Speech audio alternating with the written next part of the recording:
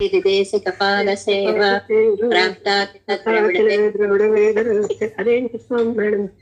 గౌతమాన్వయజమాశ్రిత భావధేయం గోపాలదేశికమహం శరణం ప్రపద్యే కౌశికాన్వయ సంజాతం వెంకటార్యతనోభవం వేదాంతాచార్య సశిష్యం ఉడయవర్లం అహం భజే శ్రీమద్వెంకటరంగార్య శిష్యం సశిష్య సేవదిం శ్రీలక్ష్మణార్య విబుధం సంస్థయే జీవిదీప్తయే. ఓం అస్మద్గురుభ్యో నమః. సేవాకాలానికి ముందు ప్రణాళిక అంతా అయిపోయిందనే ఉద్దేశంతో ఇవాళ ప్రార్థన ఇంతవరకే, అవన్నీ ముందు చేసేసుకున్నాం. ఇవాళ మనం నమ్మాళ్వార్లు అనుగ్రహించినటువంటి తిరువాయిమొழிలో 2వ పాసురంలో మధ్యలో ఉన్నాం. ఈ పాసుర నిర్మాణమే చాలా వైచిత్ర్యంగా ఉంటుంది. సామాన్యమైన కవులకి సాధ్యమయ్యేటువంటి రచన కాదు ఇది. అది పెరుమాళ్ళు అనుగ్రహించి నమ్మాళ్వార్లకి చెప్పడం వల్ల ఇలాంటి అద్భుతమైనటువంటి నిర్మాణాత్మకమైనటువంటి పాసురాలు వచ్చాయి. కానీ మానవ ప్రయత్నంతో ఇంత బాగా వస్తాయా? సర్వనామాలతోటి, సర్వనామం అంటే నామవాచకానికి బదులుగా వాడేటువంటిది, సర్వనామాలతోటి శ్లోకాలు, పాసురాలు, పద్యాలు చెప్పడం అనేది చాలా కష్టం. దాన్ని మనకి అర్థం చేసుకోవడానికి 5 మహానుభావులు 5 వ్యాఖ్యానాలను అందిస్తే వాటి సారాన్నంతటిని 736 మూలంగా మనం ఎంతో కొంత పరిచయం చేసుకోగలుగుతున్నాము. చాలా ధన్యులము అనిపిస్తుంది. ఈ నమ్మాళ్వార్లు తిరునక్షత్రం సందర్భంగా మన గోష్ఠి వారు 5 రోజులు చక్కగా తిరువాయిమొഴి అనుసంధానము చేయడము అనేటువంటిది ఒక పవిత్రమైన కార్యక్రమాన్ని పెట్టారు. చాలా అప్పుడే 3 పదులు అయిపోయాయి.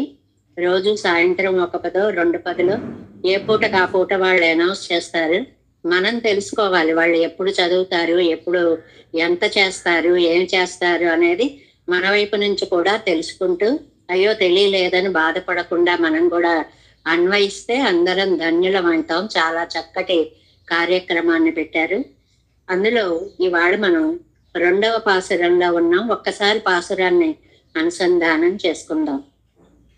మననగ మలమర మలర్మిసెయ్యుదరుం మననుణరు వణవిలన్ பொறியுணரு அவையில நினனுணர் முழுநலம் எதிர்நிகழ் கழிவினும் இனநிலன் எனனுயர் మిగునరైలనే. మనం చెప్పామే, సర్వ లఘువులతోటి ఒక పద్యాన్ని రాయడం అన్నా చేయడం అన్నా ఇది చాలా దైవదత్తమైనటువంటి పాసుర నిర్మాణం కాబట్టి చాలా అద్భుతంగా నడిచింది అని అనిపిస్తుంది. మనం ఇందులో అర్థం చెప్పేసుకున్నాం, ఒక్కసారి రికలెక్ట్ చేసుకుందాము. మననగం మలమర, అగం అంటే లోపల అని చెప్పుకున్నాం. మననగం మనస్సు లోపల, మలమర ఉండేటువంటి దోషాలన్నీ పోయిన తర్వాత, అవి పోతేనే మలర్మిసెయ్యుదరుం పైకి పైకి వస్తూ వృద్ధి పొందుతూ ఉండేటువంటి మననుణరువు మానస జ్ఞానము.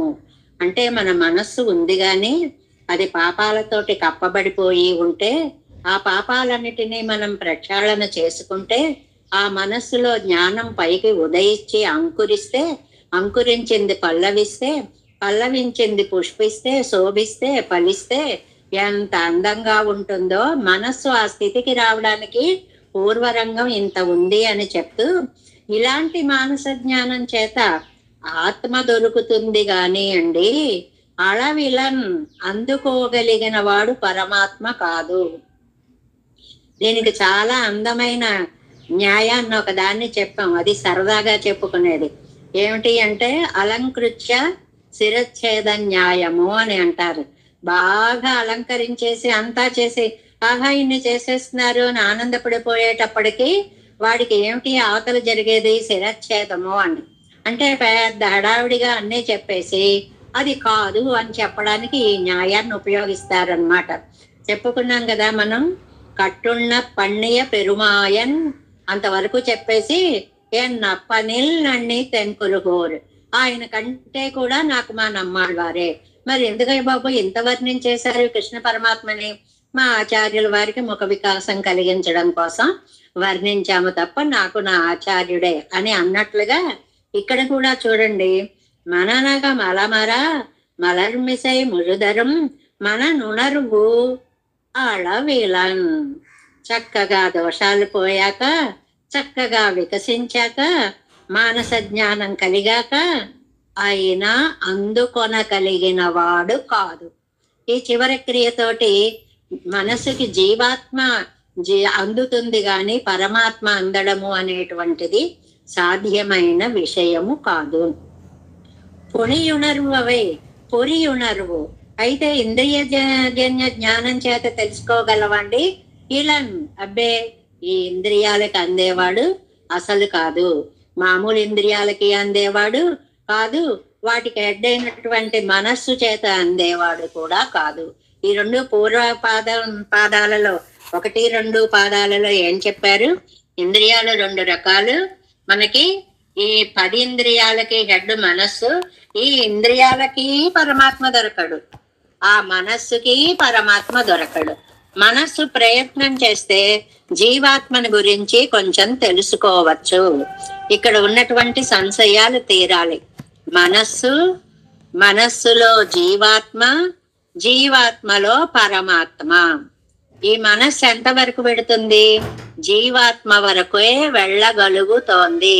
దీనికి శక్తి కెపాసిటీ అంతే ఉంది. లోపల దాన్ని తెలుసుకొనలేకపోతోంది.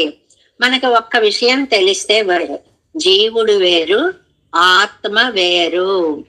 జీవుడు వేరు, ఆత్మ వేరు.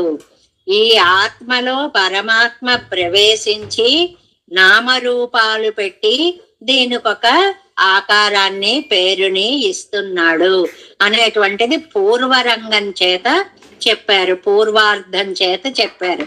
ఇంకా இனன் உணர் முழுநலம் எதிர் நிகழ் கழிவினும் இனன் இளன் எனனுயிர் మిగునరై ఇలనే. ఏమండి, ఇంద్రియ జ్ఞానం చేత కూడా పొరి ఉణర్వు అవై ఇలం. ఇంద్రియ జ్ఞానం చేత కూడా ఆయన్ని తెలుసుకోగలిగిన వాళ్ళం కాము.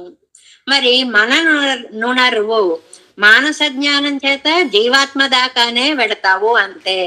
ఇంద్రియజన్య జ్ఞానం చేత ఇలన్ నువ్వు తెలుసుకోగలిగిన వాడు కాదు. ఈనన్, ఈ ఈనన్ అనే మాట చూడండి, 3వ పాదంలో మొదట ఉంది, 2వ పాదంలో మొదట ఉంది, 2 సార్లు ఉంది ఈనన్. ఈనన్ అనేటువంటి పదం. ఇందులో మొదటి ఈనన్ అనే దానికి జీవాత్మ పరమాత్మల కంటే, మనస్సుకి జీవాత్మక ప్రకృతి జీవాత్మ కంటే కూడా పెరుమాళ్ళు భిన్నుడు, వేరైన వాడు అని. ఈనన్ అంటే వాటికంటే వేరైన వాడు. వేటికంటే? చిత్తు కంటే, అచిత్తు కంటే వేరైన వాడు పరమాత్మ అన్నదానికి ఎలా చెప్పారో చూడండి, ఎంత లోపలికి వెళితే అర్థం తెలుస్తుందో. ఇంకా ఉణర్ ముజు నలం, ఈ పదం ఉంది చూడండి. ఉణర్ అంటే సంపూర్ణంగా, ఆ ఉణర్ జ్ఞానము, ముజు సంపూర్ణంగా, నలం ఆనందము. ఈ పద ప్రయోగంలో ఒక గొప్పతనాన్ని చెప్పారండి.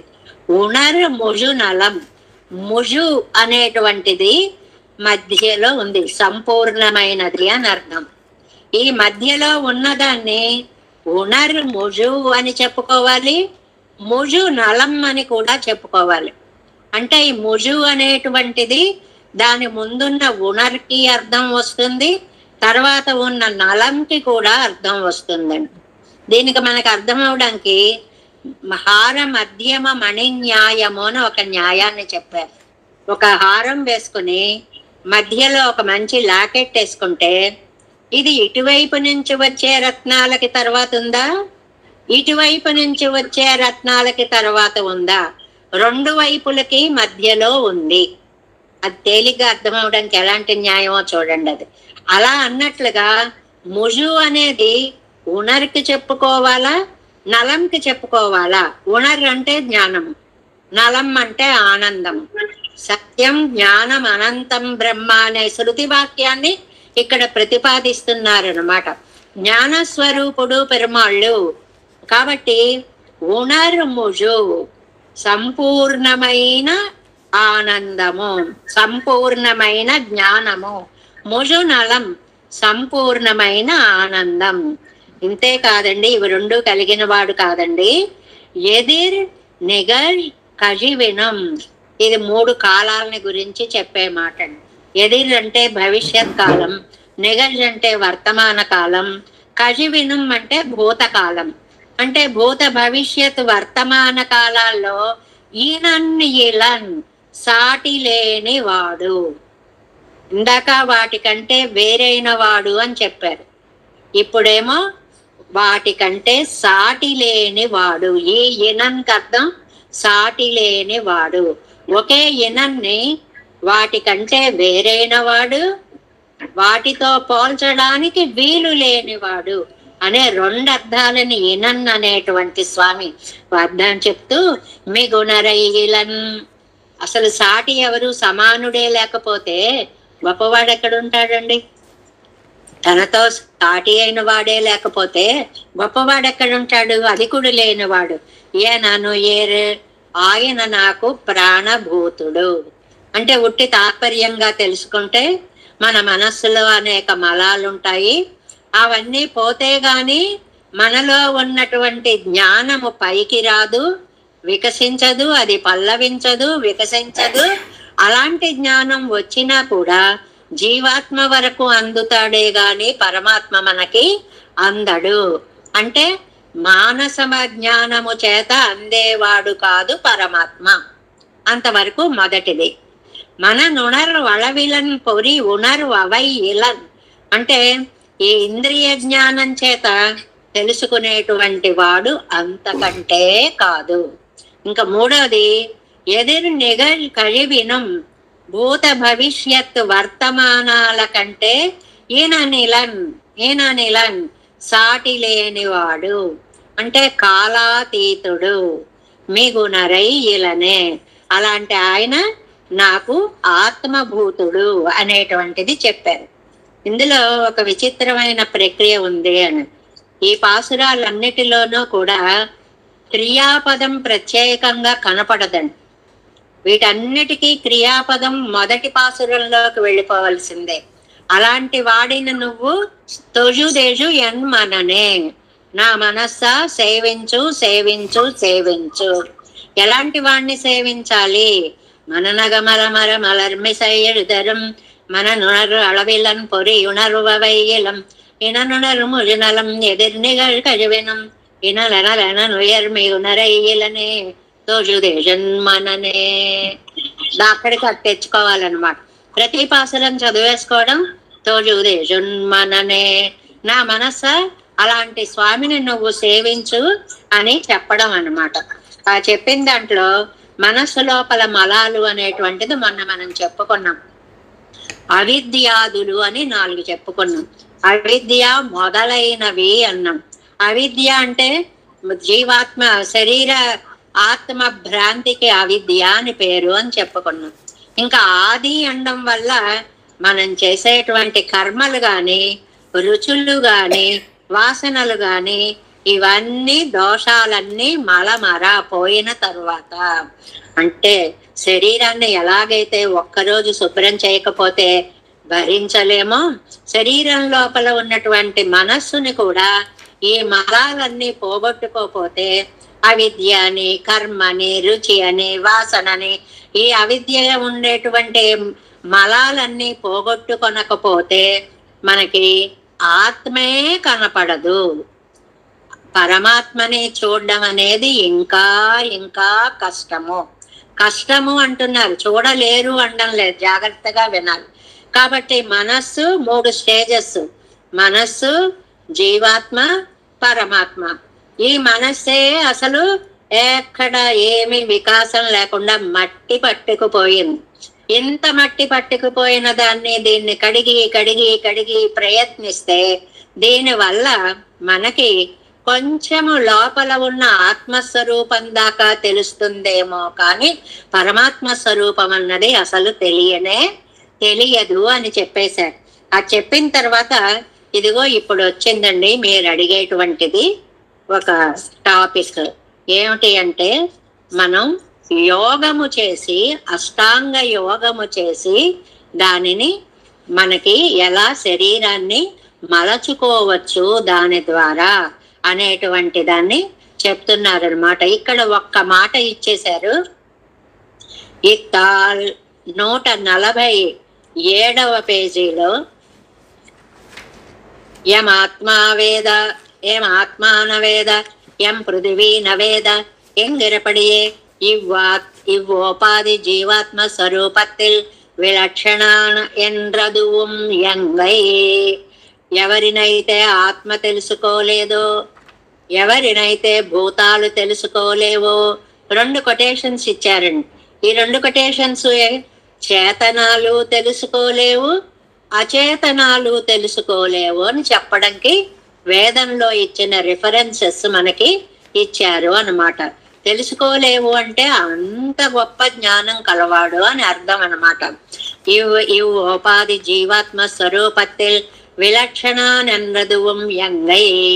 ఇలాగా జీవ ఆత్మస్వరూపము కంటే కూడా పరమ ఆత్మస్వరూపము చాలా విలక్షణముగా ఉంటుంది. అసలు చూడరు, ఎవ్వరు చూడలేరు అని చెప్పట్లేదు. చాలా కష్టసాధ్యంగా చూడగలుగుతాం, ఎంతో ప్రయత్నం చేస్తే గాని చేయలేనటువంటివి. ఇక ఉదాహరణ ఇచ్చారు చూడండి. జాత్యందన్ పదార్థ దర్శనం పన్నెత్తిలనన్బదు కన్నిల్ వైసజ్యముడై అవనం కన్నిలనన్బదుం కాణామై కిరువరుం ఒక్కుమెరే. చాలా అందమైనటువంటి ఒక ఉదాహరణ ఇచ్చారనమాట. ఏంటంటే, ఒకడికేమో కన్నుంది, కానీ వాడికి నిధి కనపడలేదు, చూడలేకపోయాడు. ఇంకొకడేమో జాత్యంధుడు, అసలు కళ్ళు లేవు, వాడు చూడలేకపోయాడు. ఈ చూడలేకపోవడంలో పుట్టుగుడ్డివాడు, కళ్ళు ఉన్నవాడు ఇద్దరు ఒకటే. ఇద్దరికి చూడడం అనేది సాధ్యము కాలేదు. అలాగా జీవుడికి జ్ఞానం ఉన్నా, లేకపోతే ఈ ప్రకృతికి ఇంద్రియాలకన్నిటికీ శక్తి ఉన్నా, పరమాత్మని తెలుసుకోలేకపోవడంలో జీవుడు ప్రకృతి ఒక్కటే. ఎంతో కష్టపడితే గాని దొరికేవాడు కాదు.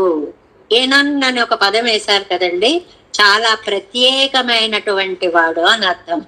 అయితే మరి ఏం చెయ్యాలండి అని అంటే, అక్కడ మనకి అష్టాంగ యోగము అనేటువంటిది ఒక మాటని చెప్పుకున్నామే. దాని విశేషణాలని ఇవాళ మనం వివరంగా చెప్పుకుందాం. ఇక్కడ ఉణర్ముజునలం అష్టాంగ యోగము అంటే ఏమిటండి? అష్టాంగ యోగం వల్ల దోషాలు ఎలా పోగొట్టుకోవచ్చు? అసలు అష్టాంగాలంటే ఏమిటి అంటే ఒక 8 చెప్పారండి. ఇవి వ్యాఖ్యానంలో ఉన్న విషయాలు, పైన కాదు. యమ, నియమ, ఆసన, ప్రాణాయామ, ప్రత్యాహార, ధారణ, ధ్యాన, సమాధి. మళ్ళీ యమ, నియమ, ఆసన, ప్రాణాయామ, ప్రత్యాహార, ధారణ, ధ్యాన, సమాధి. ఇది నేర్చుకోండి చాలు అని ఎంత తేలిగ్గా చెప్పేశారు. కొన్ని మాటలు ఉంటాయి చూడండి, ఎంతండి 1 కోటి రూపాయలు ఉంటే చాలండి కొనేసుకోగలం అన్నామనుకోండి. 1 కోటి రూపాయలంటే ఎలా సంపాదించాలి, ఏం చెయ్యాలి చెప్పడం తేలిగ్గా ఉంటుంది, చేయడం చాలా కష్టం. ఏం అక్కర్లేదండి, అష్టాంగ యోగాన్ని నేర్చుకోండి, హాయిగా మీకు అన్ని వశమైపోతాయి. బాబోయ్, అష్టాంగ యోగం అంటే సామాన్యమా? యమము అంటే బాహ్య ఇంద్రియ నిగ్రహం ఉండాలి. ముందు మన ఇంద్రియాలు, కళ్ళు ఇలా ఉన్నాయి, అందరినీ చూడాలని అటువైపు అలా కళ్ళు వెళ్ళిపోతూ ఉంటాయి. వాటిని కంట్రోల్ చేయాలి, ప్రపంచం వైపు వెళ్లకుండా కంట్రోల్ చేయాలి. చెవి ఉంది, శబ్దం వినపడితే లాక్కుపోతూ ఉంటుంది, మిగిలినవి వినకుండా ఉండాలి. దీనికోసమే తపస్సు చేసుకునే వాళ్ళని డిస్టర్బ్ చేయడానికి రంభా, ఊర్వశి మొదలైన వాళ్ళను పంపి ఈ యమ నియమాల యొక్క శక్తి అక్కడ కనపడుతుంది అన్నమాట తపస్సు చేసేవాడికి. నియమము అంటే అంతరింద్రియ నిగ్రహము, మనస్సు యొక్క నిగ్రహానికి నియమము అని పేరు. అది మనం అన్ని ఇంద్రియాలు కళ్ళు మూసేసుకుని చెవులు వినకుండా పెట్టుకుని చేతులు కట్టేసుకుని పడుకుని ఉన్నా కూడా మనస్సు అనేది ప్రపంచం అంతా చుట్టొచ్చేస్తుంది. దానికి ఏ కంట్రోలు ఉండదు. దాన్ని కంట్రోల్ చేసుకోవడం ఎంత కష్టమో. ఇంకా ఆసనము అనేటువంటిది మనం కూర్చునేటువంటి భంగిమ అన్నమాట. గట్టిగా కూర్చోగలమండి, ఒక గంట సేపు కూర్చుంటే బాబాయ్ కూర్చోలేకపోతున్నాం అనుకుంటాం, మ్యూట్ చేసేసుకోవాలనిపిస్తుంది, పడుకోవాలనిపిస్తుంది, అటు ఇటు నడవాలనిపిస్తుంది. ఎందుకంటే శరీరం సహకరించదు. కాబట్టి ఆసనము అనేటువంటిది కూడా భాష్యపీఠము అనేది వేసుకుని వినాలి అనేవారు అనుకోండి, ఎవరు వేయగలరండి భాష్యపీఠాలు? కాలు తడపైకి వస్తుందా? రెండో కాలు అందుతుందా? అవి మొడవబడతాయా? కూర్చోగలమా? ఏవి సాధ్యం అనేవి కాదు. కుర్చీలు వేసుకుని పైన కూర్చుంటేనే ఆ కూర్చోవడంలో అయ్యి బాబాయ్ నడుము నొప్పి పెట్టేస్తుంది, గంట ఎక్కువ కూర్చున్నాం, ఎంతో చేసాం, అది చేసాం, ఇది చేసాం అనుకుంటున్నాం. అందువల్ల శరీర సహకారం అనేది సామాన్యమైన విషయము కాదు. అలాగ కూర్చున్న వాళ్ళు కూర్చున్నట్లుగా ఒక ఆసనములో కూర్చోవడం అనేటువంటిది ఒక పెద్ద శరీరానికి ఇచ్చేటువంటి వ్యాయామం అన్నమాట. ఇంకా ప్రాణాయామము. ప్రాణాయామం అంటే 3 ఉంటాయండి. రేచకం, పూరకం, కుంభకము అనేటువంటి పేర్లు 3 ఉన్నాయి. అంటే మొట్టమొదట గాలిని లోపలికి ఒక ముక్కుతోటి గాలిని లోపలికి తీసుకోవాలి. తీసుకొని దాన్ని అక్కడ కుంభకం కొంచెం సేపు ఆపాలి. ఆపిన తర్వాత పూరకము కాసేపు దాన్ని అక్కడ నింపాలి. తర్వాత కుంభకము దాన్ని విడిచిపెట్టాలి. అంటే మనకి తెలియకుండానే భగవంతుడు ఒక పెద్ద ఉపకారం మనకి, అయ్య బాబోయ్ ఎంత ఉపకారమో. ఉచ్ఛ్వాస నిశ్వాసలు మనం తెలిసి చేయడం లేదు. భగవంతుడు వాటంతటవి జరిగేలాగా, ఆటోమేటిక్ గా జరిగేలాగా ప్రాణశక్తిని మనకి ఇచ్చాడు. ఈ ప్రాణశక్తిని ఉపయోగించుకోవడంలో ఈ రేచక, పూరక, కుంభకాలు అనేటువంటివి ప్రాణవాయువుని క్రమబద్ధం చేస్తాయి. మనకి ఇప్పుడు అందరం బ్రతుకుతున్నాం, శ్వాస పీలుస్తున్నాం, శ్వాస వదులుతున్నాం, ఇది వేరు. ఈ శ్వాసని క్రమబద్ధీకరించడము అనేటువంటిది, అది లోపలికి ఎక్కువ గాలి పీల్చేటప్పటికి లోపల ఉండేటువంటి ఊపిరితిత్తుల యొక్క స్పందన ఎలా ఉంటుంది. గాలి ఒక బుడగలోకి గాలి కొట్టామనుకోండి, ఆ బెలూన్లోకి వెళ్ళినప్పుడు అది ఎలాగా స్పందిస్తుంది, మళ్ళీ విదిలితే ఎలా పోతుంది. శ్వాసకోశ అనుష్ఠానానికి, దానిని క్రమబద్ధీకరించుకోవడానికి ప్రాణాయామము అనేటువంటిది అత్యద్భుతమైన విద్య. ఇది యోగ శాస్త్రం. యోగ శాస్త్రం ఎవ్వరు చెప్పినా ఒకటే. నాథముళ్ళ దగ్గరికి వెళ్ళినా, కులుకావలప్పను వెళ్ళినా, పతంజలి యోగ శాస్త్రం చెప్పినా, ఎవరు చెప్పినా, ఏవి చెప్పినా, యోగము అనేటువంటిది జీవితాన్ని సరిదిద్దుకునేటువంటి అత్యద్భుతమైన కార్యక్రమము, ప్రణాళిక అనేటువంటిది. ఇంకా ప్రత్యాహారము, ఇంద్రియాలని ఇందాక కంట్రోల్ చేయమన్నా, ఆ కంట్రోల్ చేసినటువంటి వాడిని లోపలికి మళ్ళించడము అనేటువంటిది చాలా కష్టం. ఆ చూడకుండా ఉండొచ్చు, కానీ ఇప్పుడు కళ్ళు మూసుకోండి ఒక్క క్షణం, ఆ కన్నా నువ్వు వెళ్ళి మనస్సు లోపలికి వెళ్ళు అంటే అది వెళుతుందా? మనకి అక్కడ రాతి గోడ కనిపిస్తుంది, మనస్సుకు వెళ్ళదు. ఆ రాతి గోడని పడగొట్టి లోపల ఉన్న జీవస్వరూపం దాకా వెళ్ళాలి. అంత కష్టం అది. ఇంకా ధారణ. ధారణ అంటే ఆ ఇంద్రియాలని భగవంతుని యందు ధరింప చేయాలి. ఇవన్నీ ఏకేంద్రియావస్థలోకి వెళ్ళి భగవంతుడి మీదకే వెళ్ళాలి.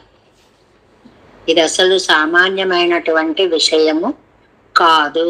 అన్ని ఇంద్రియాలు భగవంతుడి మీదకే వెళ్ళడము అనేటువంటిది అసాధారణమైన విషయము. 7వది ధ్యానము. ధ్యానం అంటే ఏమిటండి? ఆగకుండా నిరంతర స్మృతి. అలా తలుచుకుంటూ తలుచుకుంటూ తలుచుకుంటూ తలుచుకుంటూ ఉండేటువంటి స్థితికి ధ్యానము అని పేరు. ఇంకా సమాధి అంటే ఆ నిరంతర స్మృతి వలన బ్రహ్మస్వరూపం కనిపిస్తుంది, పరబ్రహ్మ సాక్షాత్కరిస్తాడు. నమ్మాళ్ళవార్లకు అలా ఎన్నిసార్లు పెరుమాళ్ళు సాక్షాత్కరించారు అన్నమాట. ఎంత ప్రాసెస్ చెప్పారండి. ఏదో ఒక ఫ్యాక్టరీలో చివరికి ఒక టాబ్లెట్ రావడానికి ఎంత ప్రక్రియ చేస్తే, అది ఎన్ని రకాలుగా చేస్తే బయటకు ఆ ఫలితాంశం వస్తుందో, ఈ మనస్సు అనేటువంటి దాంట్లో ఉన్నటువంటి దోషాలను పోగొట్టుకుంటే అప్పుడు అది మామూలుగా అయితే, దానికి పదును పెడితే, దానికి భగవద్ధ్యానాన్ని అలవాటు చేస్తే, అది అంకురిస్తే, అది చిగిరిస్తే, అది పుష్పిస్తే, అది ఫలిస్తే అప్పుడు ఆత్మాన్ని చూడగలిగేటువంటి శక్తి వస్తుంది. ఇంత ప్రక్రియ. ఈ దోషాలు పోగొట్టాక శరీరాన్ని యమ నియమాసన ప్రాణాయామ ప్రత్యాహార ధారణ ధ్యాన సమాధి అవస్థల ద్వారా మన వశం చేసుకోవాలి. ఇది మామూలుగా చెప్పేటువంటి సామాన్యమైనటువంటి విషయము కాదు. అలాంటిది ఏవం విధనన్ను మిత్తనై ఉక్తత్తై చల్లవు మాం వక్షమాణత్తై చల్లవు మాం ఎప్పటి పట్ట వెన్నెల్ ఉణరు ముజునలం ఉణరు వెన్నో జ్ఞానం నలమెన్నో ఆనందం. దీన్ని చెప్పుకున్నామే. ఆ మధ్యమ మణిన్యాయము, హార మధ్య మణిన్యాయము అని ఒకటి. ఇంతకు ముందు ఇంకోటి కూడా చెప్పేవారండి, దేహళి దీపన్యాయం. దేహళి దీపన్యాయము అని ఒక న్యాయం ఉందండి. ఇప్పుడైతే ఇలా స్విచ్ చేస్తే లైట్లు వెలిగేస్తున్నాయి, కానీ మరి పూర్వకాలం ఏం చేశారు, సాయంత్రం అవగానే ఒత్తులు వేసి ఆ ఒత్తి చివర ఒకసారి ఇలా నలిపేవారు. ముక్కు నలిపి దీపం పెట్టు అని ఒక సామెత ఉండేది. కొత్త కోడలికి తెలియక రోజు ఒకసారి ముక్కు నలిపేసుకుని ఆ తర్వాత దీపం పెట్టేది. ఎందుకమ్మా రోజు అలా నలుపుకుంటున్నావు అంటే, ముక్కు నలిపి దీపం పెట్టమన్నారు కదా. తల్లి, నీ ముక్కు కాదు నలుపుకోవలసినది, అక్కడ ఉన్నటువంటి దీపం యొక్క చివరి భాగాన్ని గట్టిగా నలిపితే అది వెలగడానికి తొందరగా, అంటుకోవడానికి తొందరగా ఆ కట్టినటువంటి ఇది మాలిన్యం పోతుంది అని చెప్పి దీపాన్ని పెట్టి, ఆ దీపాన్ని 2 గదుల్లోకి 2 ఎందుకండి పెట్టగలిగేవారు కాదు.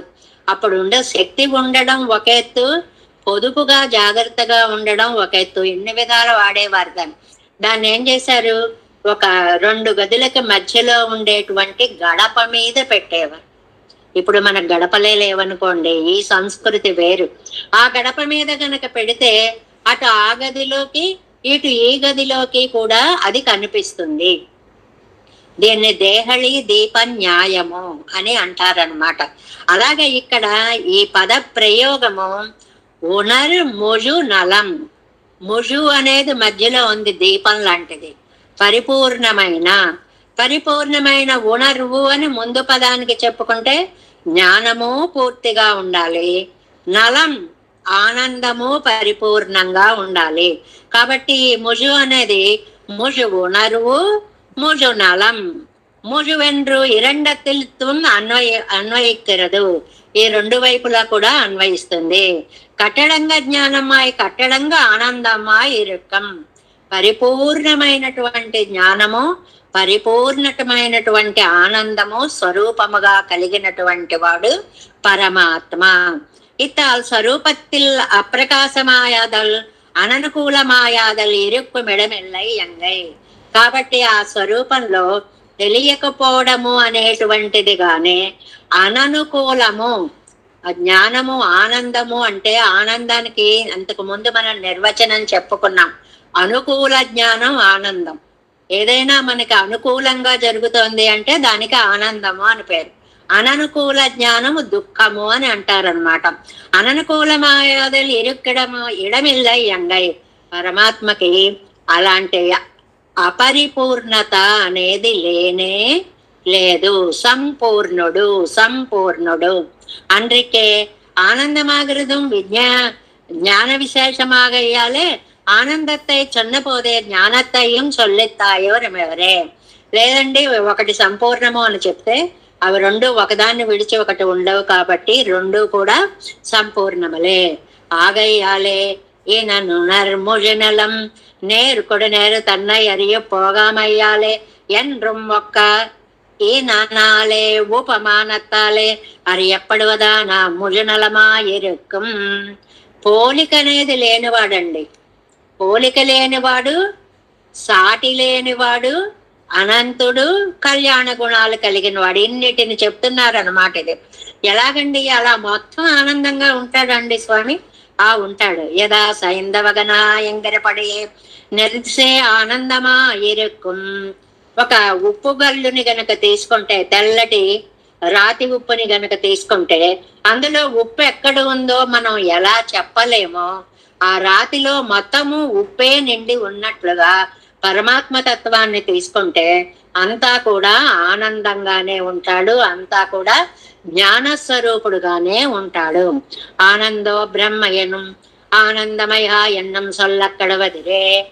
ఈ పాసురంలో ఉన్న ఈ ప్రయోగాలు వేదంలో ఉన్నటువంటి ఆనందోమయ, ఆనందమయ, బ్రహ్మ ఇలాంటి వేదార్థాలనే నేను ఈ పాసురంలో పెట్టాను.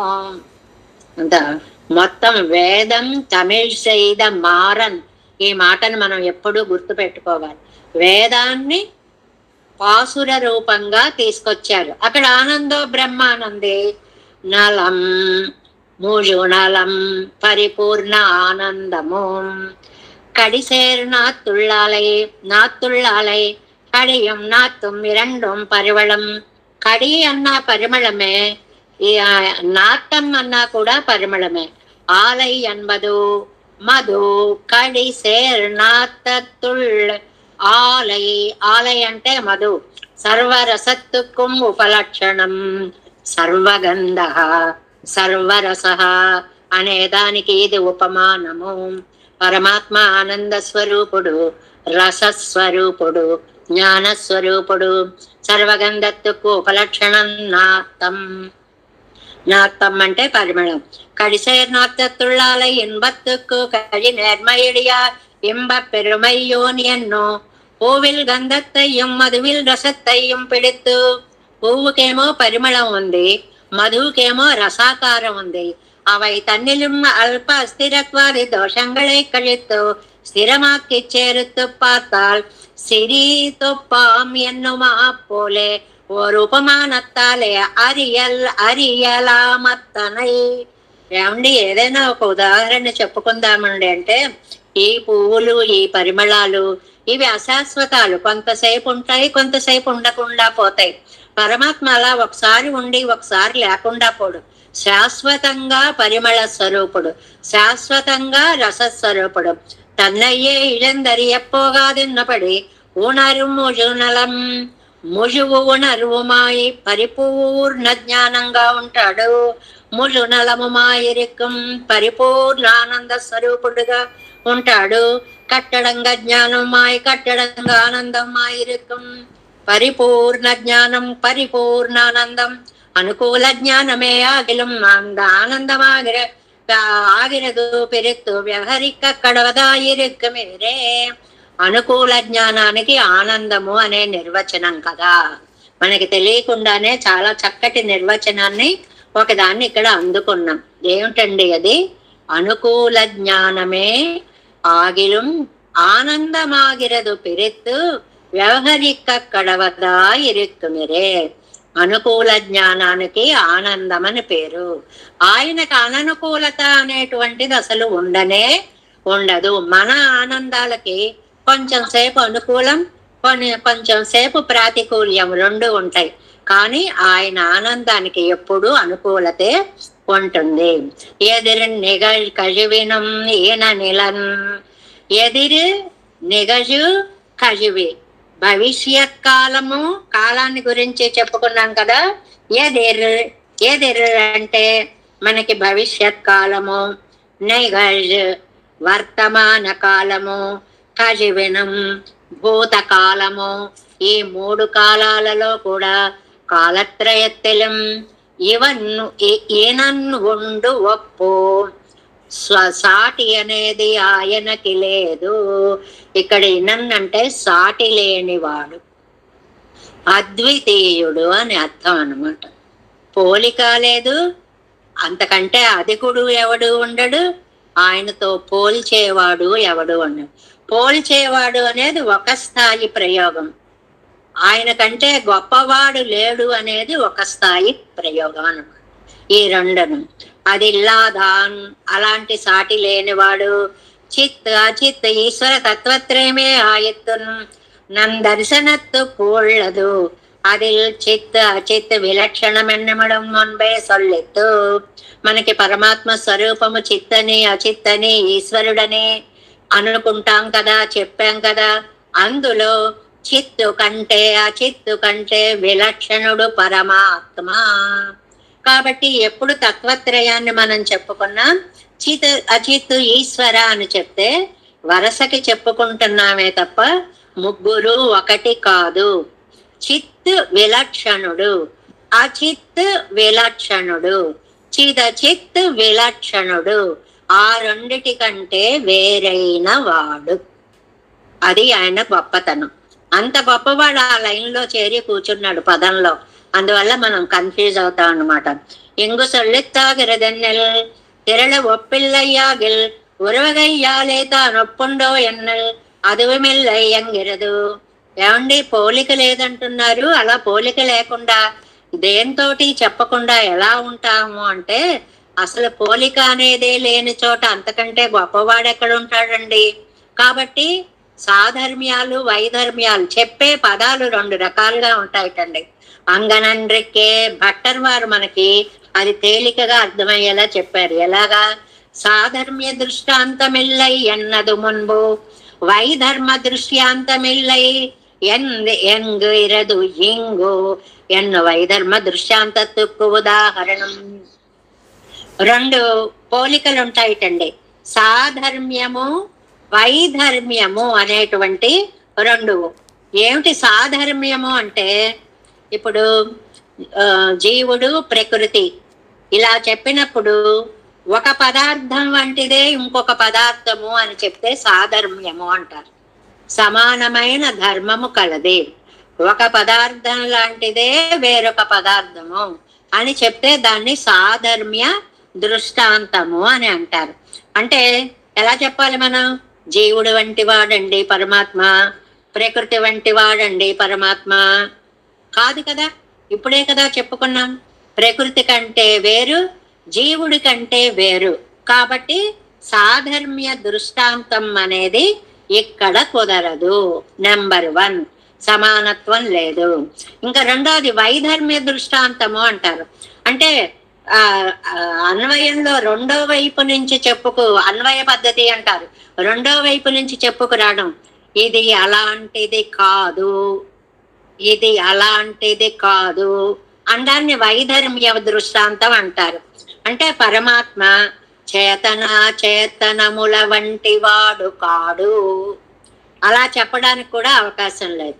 ఏమండి, ఏం చెప్తున్నారో అసలు అలా చెప్పొద్దంటారు, ఇలా చెప్పొద్దంటారు, ఎలా చెప్పాలో అర్థం అవడం లేదండి అంటే అదే అర్థం చేసుకోవడమే ఇక్కడ విషయం. ఏమిటంటే ఆయన అన్ని పదార్థాలలోనూ అంతర్యామిగా ఉన్నాడు కాబట్టి, సర్వవ్యాపకుడు కాబట్టి అలాంటి వాడు కాదు, ఇలాంటి వాడు కాదు అని చెప్పచ్చు. ఎందుకంటే మిగిలిన వాళ్ళకి ఏదో ఒక పోలిక చెప్పినా వాడిని ఒకటితో పోల్చడానికి వీలుంటుంది, కానీ పరమాత్మని అలా చెప్పడం కుదరదు. ఎలాగా? చేతనాల వంటి వాడు కాడండి అంటాం అనుకోండి, ఏమండి వాటికి అంతర్యామిగా లోపల ఉన్నాడు కదండి, అదేమిటో మాకు అర్థం కావట్లేదండి. అలాంటి వాడు కాదంటున్నారు, మరి వాటిల్లో అంతర్యామిగా ఉన్నాడు కదా అని ఒక ప్రశ్న వస్తుంది. అలాంటి వాడే అంటాం అనుకోండి, అలాంటి వాడే అయితే వాటికి అంటే దోషాలు ఆయనకి ఏమీ అంటట్లేదు. దోషాలు అంటకపోవడం వల్ల అలాంటి వాడు కాదు అనిపిస్తుంది. ఈ పాయింట్ ఏదో కష్టంగా అనిపిస్తుంది, కొంచెం అర్థం చేసుకుంటే రెండు రకాలుగా చెప్పచ్చండి ఒక మాటను. పాజిటివ్ గా చెప్పచ్చు, నెగిటివ్ గా చెప్పచ్చు. ఎలాగా? పరమాత్మ జీవుడి వంటి వాడు, ప్రకృతి వంటి వాడు అన్నాం అనుకోండి, దాన్ని సాధర్మ్యము అంటాం, సమాన ధర్మము అంటాం. కానీ అలాంటి వాడు కాడు కాబట్టి సాధర్మ్యము లేదు. రెండవది, పరమాత్మ చేతనాచేతనముల వంటి వాడు కాడు. మరి వాటిలో అంతర్యామిగా ఉన్నాడు కదండి. మరి దాంట్లో ఉంటే ఆ దోషాలు అంటవండి? అంటవు. కాబట్టే ఏనన్ సాటి లేనివాడు. అందులో ఉంటూ ఆ దోషాలు అంటకుండా ఎలా ఉంటాయండి? ఇదేదో వినడానికి చాలా విచిత్రతత్వంగా ఉంది. ఒక దాంట్లో పడున్నప్పుడు దాని గుణదోషాలు అంటకుండా మనం ఎలా ఉంచుకోగలవండి అని అంటే దానికి అందమైనటువంటి ఉదాహరణను ఒకదాన్ని మనకి చెప్తాను చూడండి. உணர் எதிரன் நிகழ் கழிவினம் இளன் காலத்திரயத்திலும் இனனுண்டு ஒப்பு அது இல்லாதான் சித் அச்சித் ஈஸ்வர தத்துவத்திரேமேவாயித்து நம் தரிசனத்துக்குள்ளது அச்சித் அதில் சித்து அச்சித்து விலட்சணம் என்னமிடம் முன்பே சொல்லித்து எங்கு சொல்லித்தாகிறதென்னில் திரள ஒப்பில்லையாகில் ஒரு వగయ్యాలే తానొప్పుండో. అసలు ఎవరు సమానమే లేనప్పుడు ఒకలా ఉన్నాడని చెప్పడానికి కుదురుతుందా? ఎన్ను నిర్వహిప్పిరారం ఉండవు. అంగనన్నికే భట్టర్ సాధర్మ్య దృశ్యాంతత్వమిల్లై ఎన్బదు మున్బు. ఇంతకు పూర్వం అలాంటి వాడు లేడని చెప్పారు. వైధర్మ్య దృష్టాంతమిల్లై ఎంగిరదు ఎంగు. వైధర్మ్యాన్ని చెప్పారు ఇక్కడ అని వైధర్మ దృశ్యాంతకు ఉదాహరణం న పరేషు మహౌజసశ్చలాద్ అపకుర్వంతి మలిమ్ములు చాయివా అని.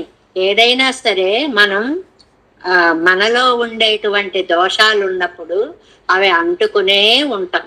కానీ పరమాత్మ అందులో ఉన్నా కూడా ఆ దోషాలు ఏమాత్రం అంటకుండా ఉంటాడు. యస్య ఆత్మా శరీరం వెంగరపడియే ఎననుయర్ ఇప్పుడు ఇరిక్కిరవన ఎనక్కు ధారకం. అలాంటి ఆయన నాకు ధారకుడండి. యస్య ఆత్మా శరీరం వెంగిరపడియే ఇతై తనకు శరీరమాగక్కొండు. మన ఆత్మని తనకి శరీరంగా తీసుకున్నాడు. ఈ పాయింట్ మర్చిపోకూడదు. పరమాత్మ మన ఆత్మని తీసుకున్నాడు. దీనికి అనేక వేద వాక్యాలు ఉన్నాయండి. నామరూపే వ్యాకరణ వాణి జీవేన అనేన అనుప్రవిశ్య. ఈ జీవుడి ద్వారా భగవంతుడు లోపల ప్రవేశించి నామరూపే వ్యాకరణ వాణి నామాన్ని రూపాన్ని ఇస్తున్నాడు. అలాంటి ప్రయోగాలు చాలా ఉన్నాయన్నమాట. ఇతై తనకు శరీరమాగక్కొండు తాను శరీరియాయ్ ధారకనాయిరుక్కుమెన్ను మర్ధముం సొల్ల వేండవదన్నరే మిగునరై ఇలనే. అబ్బో, ఆయనకు సాటి ఎవ్వరూ లేరండి, గొప్పవాడండి. మిక్కారయుడయ్య నల్లన్. ఇదిగో స్పష్టత. సమానమే లేడండి అంటే గొప్పవాడు లేడు ఇంతకంటే అని చెప్పాలా? ఆ పాదం ఎంత బాగా రాశారో చూడండి, చెప్పాడో చూడండి. భగవద్గీతలో న తత్ సమహ అస్తి అధికశ్చ నాస్తి. తనతో సమానుడు లేడు, సమానుడే లేడంటే ఇంకా పైకంటే గొప్పవాడు ఇంకెవడు ఉండనే ఉండడు. తాను జీవాత్మవై శరీరమాగక్కొండు. తాను జీవాత్మని శరీరంగా తీసుకొని ధారకనాయ్. ధారక పోషక భోగ్యాలు అని అడిగారే. ధారకము అంటే శరీరం నిలబడ్డానికి తీసుకునేటువంటి ఆహారం. పోషకము అంటే ఆ శరీరానికి బలం వచ్చేలా చేసేటువంటి ఆహారం. భోగ్యము అంటే ఆ శరీరం ఆనందించేలా తినేటువంటి ఇది. అసలు ఆనందం ఎప్పుడు ఉంటుంది? శరీరం అంటూ ఉంటే ఉంటుంది. శరీరం ఎప్పుడు ఉంటుంది? ఏదైనా ధారకం అంటూ ఉంటే ఉంటుంది. కాబట్టి మిగిలినవి లేకపోయినా ఉండొచ్చు, కానీ ధారకత్వం లేకపోతే జీవుడు మనకి ప్రయోగాలు రోగి దగ్గర ఉపయోగిస్తూ ఉంటారు. ఏమో ధారకం లేదండి అంటారు. అంటే లోపలికి వెళ్ళే పదార్థం లేకపోతే ఆ జీవుడు ఇంకా నిలబడడం కష్టము అని చెప్పేటువంటి అనమాట. తనకు మేల్ పట్టారై ఉడయ్య నల్లన్. తనకంటే పైన ఉన్నటువంటి వాళ్ళు లేనివాడు అంటే నా తత్ సమస్య అభ్యధికశ్చ దృశ్యతే. ఎన్నమా పోలే సమానుడు గాని అంతకంటే గొప్పవాడు గాని లేడు అని భగవద్గీతలో చెప్పినట్లుగా పరమాత్మకి ఎవరు సమానుడు కాడు. చేతనాల చేత తెలియపడ్డు, లేకపోతే అచేతనాల చేత కూడా తెలియబడడు. మననగ మలమర మలర్మిసయుదిరం మన నుణరు అడవిలన్ పొరియుణరు అవయ్యలన్ எதிர் நிகழ்வினும் என நிலம் மிகுனரையிலம் உணர்முஜநலம் எனம் என நுயர் என் அன்வயம் அன்றிக்கே என நுயிரான அவன் துயரரு சுடரொடி தொழுது జన్మననే ఎన్ను కీழ்పట్టోడే అన్వయం. ఆ మాట బాగా చూడండి. ప్రతి దాంట్లో క్రియాపదం మొదటి పాసురంలోకి వెళ్ళిపోవాలి. తొజుదేజు ఎన్మననే, ఓ నా మనస్స అలాంటి వాడి పాదాలు సేవించు.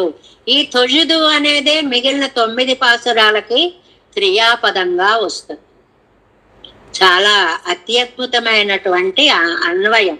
మామూలు పద్యాల్లో వాటిల్లోనూ అయితే ఓ 10 పద్యాలు చెప్పేసి అలాంటి వాడు వీడు అని ఒకే క్రియాపదాన్ని ఉపయోగిస్తే దాన్ని కులకం అంటారు. అంటే ఈ చివరికి వస్తే గాని దాని క్రియాపదం మనకి తెలియదు. అలాగే ఇక్కడ ఈ 10 పాసురాలకి క్రియాపదం తొజుదు యజు యన్మననే, నా మనస నువ్వు సేవించు అని. కాబట్టి ఓవరాల్ గా మనకి పాసురంకి అర్థం ఏంటండి? ఆయన మన మనస్సు చేత అందడు. ఎందువల్ల? మన మనస్సుకి అనేక దోషాలు ఉన్నాయి. ఏమిటా దోషాలు? అవిద్యాది దోషాలు. అవిద్య, మా కర్మలు, రుచులు, వాసనలు, ఈ దోషాలన్నీ పోయిన తరువాత గట్టిగా మనస్సు ప్రయత్నిస్తే, జ్ఞానం అంకురమైతే, అది చిగిరిస్తే, అది పుష్పిస్తే, అది ఫలిస్తే, ఆ జ్ఞానం చేత ఆత్మని ఏమైనా తెలుసుకోగలమేమో గాని పరమాత్మని మనము తెలుసుకొనలేము. అంత కష్టం అని చెప్పడం.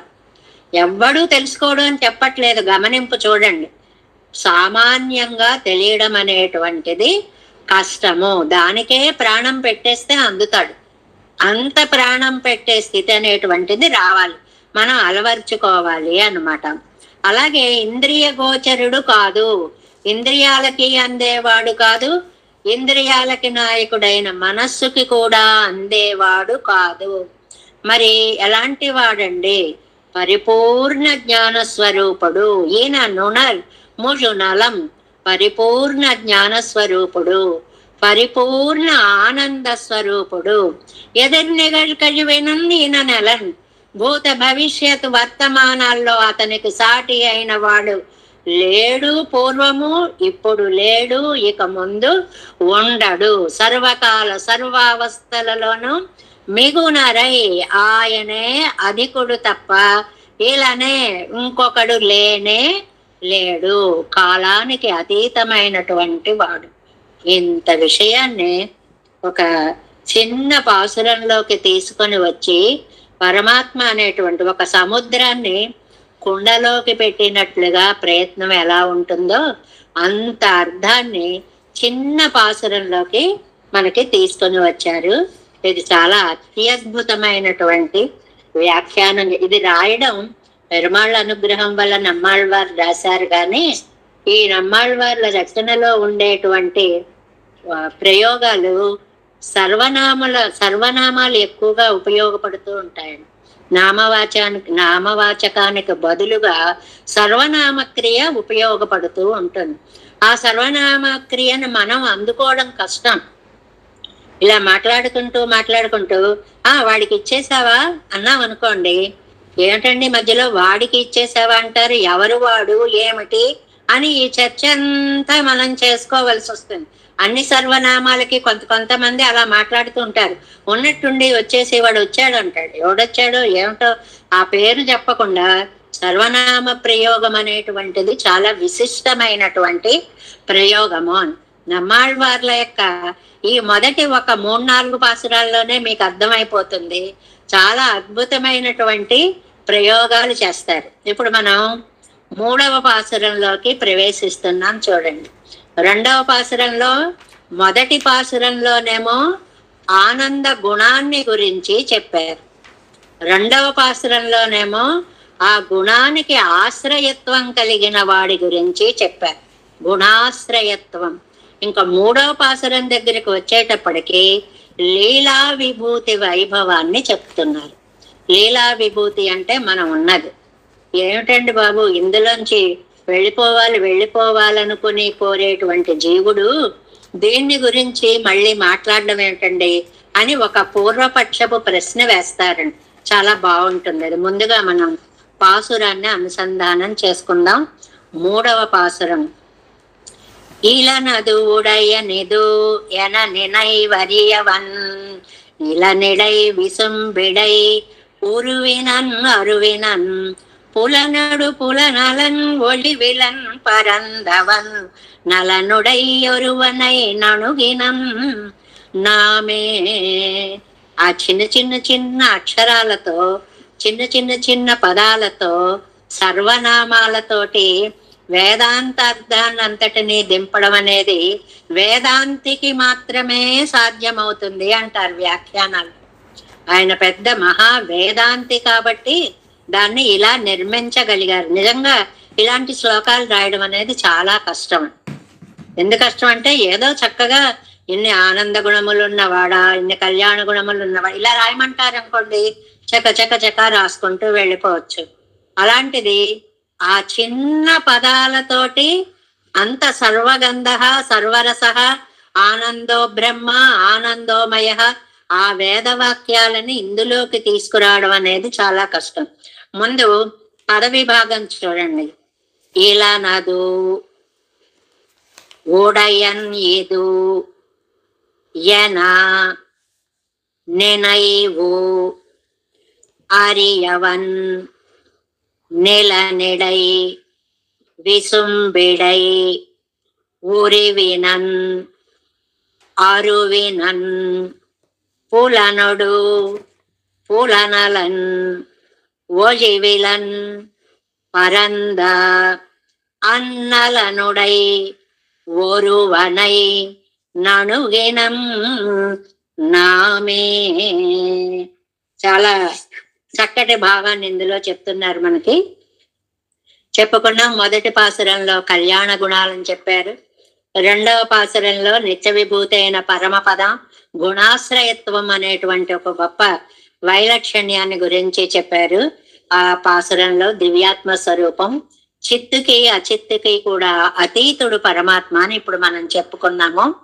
ఇంకా ఆళ్వార్లకి ఆయన ఉన్నది ఈ లోకంలో కాబట్టి, ఈ లోకము కూడా పెరుమాళ్ల సృష్టే కాబట్టి ఈ లీలా విభూతిని కూడా ఆదరించాలి అనేటువంటి ఒక అద్భుతమైన లక్షణాన్ని ఈ 3వ పాసురంలో లీలా విభూతి వర్ణన, లీలా విభూతి ఆదరము, దీన్ని కూడా ఇది చాలా గొప్ప వాళ్ళ యొక్క మనస్తత్వం అండి. ఎక్కడ ఉన్నా ఏదన్నా సాధారణంగా మనిషి ఒక ఇంట్లో ఒక చోట ఉన్నాడు అనుకోండి, అక్కడి నుంచి ఒక పెద్ద భవనంలోకి వెళ్ళాడండి, వెంటనే ఏమంటా అదేముందండి, అదేం లేదు, ఇది చాలా గొప్ప అంటాడు.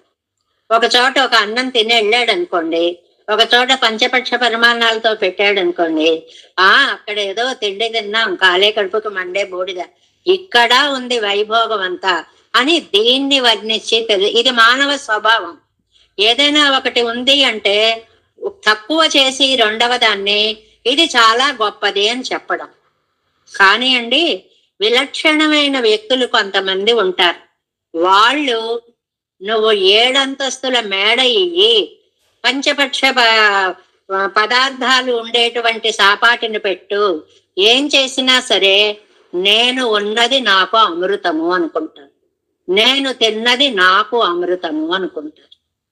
అలాగే నేను లీలా విభూతిలో ఉన్నాను కాబట్టి ఇది కూడా నీ యొక్క క్రీడ కాబట్టి దీన్ని నేను ఆదరిస్తాను అని అంటున్నారు నమ్మాళ్వార్లు అన్నమాట. అంటే లీలా విభూతి అంటే అసలు ఏంటండి, కంటికి కనపడేటువంటి సృష్టి. లీలా విభూతి అంటారు ఏమిటండి అంటే మన కంటికి కనపడేలా ఉన్నటువంటి సృష్టి. అసలు పరమాత్మ సృష్టి మొత్తాన్ని తీసి దాన్ని 4 భాగాలు చేస్తే 1/4 లీలా విభూతి కండి, 3/4 నిత్య విభూతి కండి. అంటే త్రిపాదస్యామృతం దేవి, అది కూడా వేదంలో ఉంది. దీనికి 3 రెట్లు ఉంటుంది.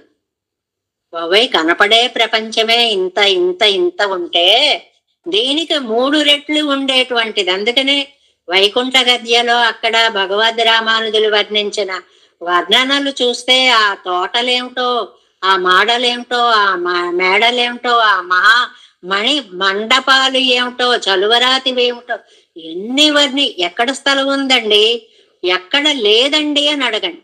అంత విశాలమైనటువంటి సృష్టి. త్రిపాద్ విభూతి, ఏకపాద్ విభూతి, లీలా విభూతి, మనకి కంటికి కనపడేటువంటిది అన్నమాట. ఇందులో ఈ లీలా విభూతి ఆయన చాలా ఆనందంగా లోకవత్తు లీలా కైవల్యం, ఆట కోసం ఏర్పరచుకున్న విభూతి లీలా విభూతి. లీలా అంటే ఏంటండి? క్రీడ. ఆట కోసం దీన్ని ఏర్పరచుకున్నాడు కాబట్టి ఇది లీలా ఐశ్వర్యము, లీలా విభూతి అనేటువంటి పేర్లు దీనికి వచ్చాయన్నమాట. కాబట్టి ఈ పాసురంలో లీలా విభూతి కూడా స్వామికి చెందిందే కాబట్టి ఆ లీలా విభూతిని గురించి, వైభవాన్ని గురించి చెప్తున్నారు. ఒక్క మాట రాసుకోవాలంటే లీలా విభూతి వైభవము. 3వ పాసురంలో లీలా విభూతి వైభవాన్ని చెప్తున్నారు. అదే మనకి ఇక్కడ వ్యాఖ్యానంలోకి వెళదాం కొంచెం. 3ాం పార్ట్ మొదల్ పార్టిలే 152వ పేజీలో కింద ఈడు అనే చోటండి. 3ాం పార్ట్ మొదల్ పార్టిలే ప్రాధాన్యేన కళ్యాణ గుణయోగత్తయ్యం నిత్య విభూతి యోగత్తయ్యం విగ్రహ వైలక్షణ్యత్తయ్యం అనుభవిత్తు. మొదటి పాటలో ఎంత బాగా చెప్తారో. ఏదైనా ఒక విషయం చెప్పేటప్పుడు ముందు చెప్పిన దాన్ని అంతటినీ కూడా గుర్తు చేసి తర్వాత ఇప్పుడు చెప్పాలి అని చెప్పి, అది అసలు ఎడ్యుకేషనల్ రూల్స్ లోనే ఉందండి. రికాల్ అండ్ రికలెక్షన్ అనేటువంటి ఒక పద్ధతి ఉంది. డైరెక్ట్ గా సబ్జెక్ట్ లోకి వెళ్ళిపోకుండా నిన్న ఏం చెప్పుకున్నామో ఇప్పుడు ఏం చెప్పుకోబోతున్నామో, కనెక్టివిటీ ఏమిటి అనేటువంటి విషయాలను చెప్పినట్లుగా మొదటి పాసురంలో కళ్యాణ గుణయోగము, నిత్య విభూతి నాయకత్వము, విగ్రహ వైలక్షణ్యత్వము చెప్పారు. అవత్తుక్వ ఆశ్రయమాన దివ్యాత్మ స్వరూపం చిదచిత్ విలక్షణముమాయి ఉపమాన రహితముమాయి రిక్కుమెన్ను 2ాం పాటాలే అరుళి చేదు నిండ్రాల్. మరి 2వ పాటలో ఆ చిత్ అచిత్తులకి అతీతుడైనటువంటి, ఆయనకు ఆశ్రయమైనటువంటి ఒక అత్యద్భుతమైనటువంటి ఆ పరమాత్మ యొక్క గుణాశ్రయత్వాన్ని 2వ పాసురంలో చెప్పారు అని 2 ఒకసారి గుర్తు చేశారు. అవత్తోడే సేర వరు కోవయ్యాయి తోత్తుమిరే తదీయత్వాకారత్తాలే లీలా విభూతియం ఇవర్కు. వాటితో పోలిస్తే ఈ కనపడే సృష్టి కూడా భగవంతుని యొక్క ఆట కొరకు ఏర్పాటు చేయబడినది కాబట్టే దానికి లీలా విభూతి అనేటువంటి పేరు వచ్చింది. ఏమండి? నోపజనం స్మరన్ ఇదం శరీరం ఎన్నా నిర్కచ్చేదే. నోపజనం స్మరం, గీటు కింద జియర్ అరుంబదం అని ఉంది చూడండి, జీ ఆ అని ఉంటుంది. అందులో ఫస్ట్ లైన్ లో చక్కగా ఈ మాట మొత్తం ఇచ్చాడు. చాందోగ్య ఉపనిషత్తులో వాక్యం అన్నమాట. జీవుడు ఉంటాడు అనుకోండి, అంతవరకు ఎగురుతాం, తుళ్ళుతాం, గంతులేస్తాం. ఆ ప్రాణం పోయేటప్పటికి ఏమైపోతుందో ఒక చోట పెడితే ఎంతసేపు భరించగలరు? ఒక భయంకరమైన బాధాకరమైన ప్రశ్నను వేస్తారన్నమాట. నీ ప్రాణమే అనుకున్న దాన్ని కూడా కొంతకాలమే భరించగలుగుతావు ఆ శరీరాన్ని, తర్వాత తీసి పాడేయవలసినదే. ఇది మన పరిస్థితి. వెళ్ళిపోయిన జీవుడు ఏం చేస్తాడండి? స ఉత్తమ పురుష సతత్ర పర్యేతి జక్షత్ క్రీడన్ రమమాణ శ్రీభిః యావై జ్ఞాతాభిర్వానోపజనం స్మరన్ ఇదం శరీరం. ఇంత అస్య అర్థ, దీనికి అర్థం చూడండి. సహా పరజ్యోతి శబ్దవాచ్య ఈశ్వర ఉత్తమ పురుష. ఆ ఉత్తమ పురుషుడి దగ్గరికి ఈ జీవుడు బయలుదేరాడండి. జీవ జక్షత్ అంటే అనుభవం, భోగానుభవాన్ని పొంది శ్రీబహి క్రీడన్, స్త్రీలతో గడిపి యానైహి వా జ్ఞాతిభిర్వా రమమాణసన్, వాహనాలు కార్లు ఎక్కి తిరిగాడు, ఏనుగుల మీద ఊరేగాడు, ఓహో అద్భుత జీవితాన్ని గడిపి అంత గడిపినవాడు ఆ శరీరంలోంచి ఆ ప్రాణవాయువు కాస్త పోగానే ఉపజనం జన సమీపే స్థితమిదం శరీరం నస్మరన్, ఈ దేహం కేసి ఒక్క చూపు కూడా చూడడుటండి. ఇవి కొన్ని వేదాంత విషయాలు, భయంకర సత్యాలు, చెప్పుకోవడానికి కూడా భయం వేసేటువంటి సత్యాలు.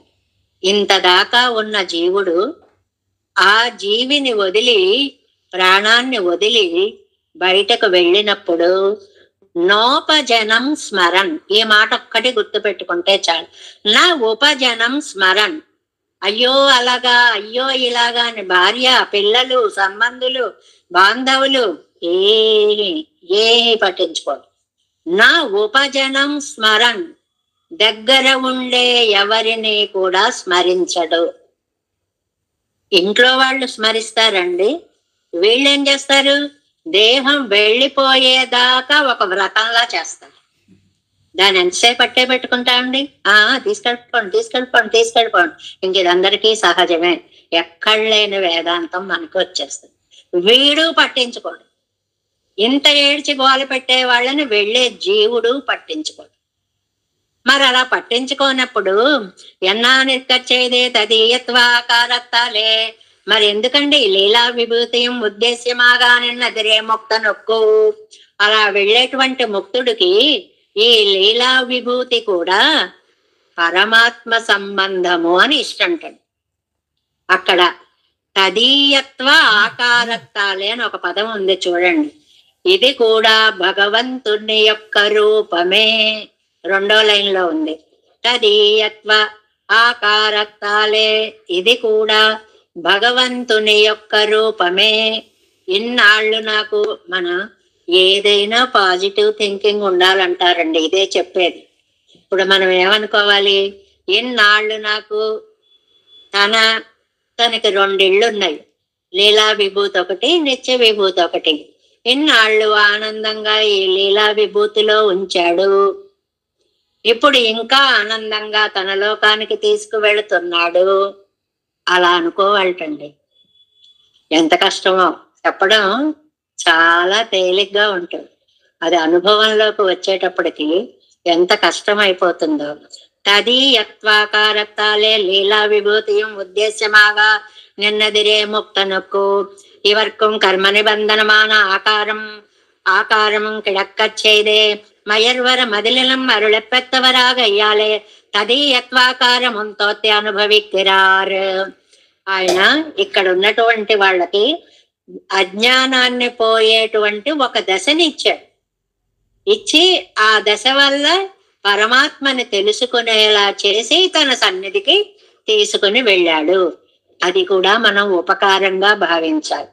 చాలా మందికి ఎప్పుడు ఏ విషయంలోనూ పాజిటివ్ థింకింగ్ ఉండదు. ఉద్యోగం చేస్తున్నారు అనుకోండి, ఆ ఉద్యోగం వల్ల వచ్చే డబ్బు కావాలి, కానీ ఏదో ఉద్యోగం స్వస్థనం చేయలేక రోజు వీళ్ళని వేసుకుపోవాలి, రోజు వాళ్ళకి ఆ పనులు చేయాలి, రోజు దీని ముందు పడి ఉండాలి. ఇలా తిట్టి అంత వద్దన్నప్పుడు మానేచ్చుగా. ఆ డబ్బు కావాలి. ఆ చేసే పని ఎందు మాత్రం ఆ దైవత్వం మనకు అక్కడ ఉండదు అనేటువంటిది. అలా కాకుండా అందులోనే ఉంటూ నా అదృష్టవశం చేత ఇంత ఉత్తమమైన జీవితం నాకు వచ్చింది.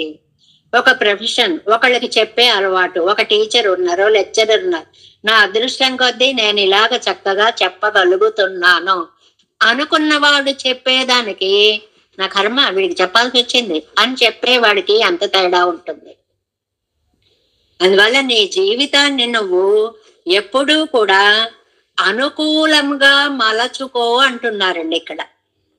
ఎంత అద్భుతమైనటువంటి సందేశమో నిజంగా అనిపిస్తుంది అనమాట. అది ఎలాగా, రాజాக்களுக்கு நாடெங்கும் செல்லா நிற்கச் செய்தே மனுஷிகளும் தாங்களுமாக சில பூந்தோட்டங்களை குடநீர் வார்த்து ஆக்கு பதகிப்பதாய் லீலாரசம் அனுபவிக்குமா போலே திருவண்ணகர் சேர்ந்த பிரான் பைதகாவு கண்டேர் பிறந்து விளையுமோ வலகோ எங்கற்படியே சர்வேஸ்வரனும் பெரிய பிராட்டியாருமாக கட்டாட்சித்த போது கொண்டாய் இல்லையாய் அவர்களுக்கு லீலாரச விஷயமாய் இருக்கிற లీలా విభూతియే అనుభవిక్கிறார். ఈ లీలా విభూతిని మన చేత అనుభవింప చేస్తున్నారు. ఎలాగంటే అండి, రాజాగడుకు నాడెంగుం సెల్లానిక్క చేదేయం, ఓ పెద్ద 7 అంతస్తుల మేడ. రాజభవనాలు ఎలా ఉంటాయో చూస్తున్నాం కదండి మనం. వాళ్ళు 100 ఎకరాలలో మధ్యలో ఎక్కడో ఆనంద భవనాల్లో అంతా ఉంటాడు, ఆనందంగా ఉంటాడు. ఉన్నా కూడా తాను రాణి గారు కలిసి ఒక ప్రత్యేకమైన తోటను పెంచుకున్నారు. ఎన్ని భోగాలున్నా కూడా తామిద్దరూ కలిసి పెంచుకున్న తోట అంటే వారికి చాలా ఇష్టం. ఆ తోటలో ఎక్కువ విహరిస్తూ ఉంటారు. అలా పరమాత్మ కూడా ఇంత సృష్టి అంతా ఉన్నప్పటికీ 3 వంతుల పరమపదం ఉన్నప్పటికీ 1 వంతుగా లీలా విభూతిని సృష్టించి ఆ లీలా విభూతిలో తాను వేంచేసి ఉండి మనకి అజ్ఞానాన్ని పోగొట్టి లీలారసాన్ని అనుభవింప చేస్తున్నాడు.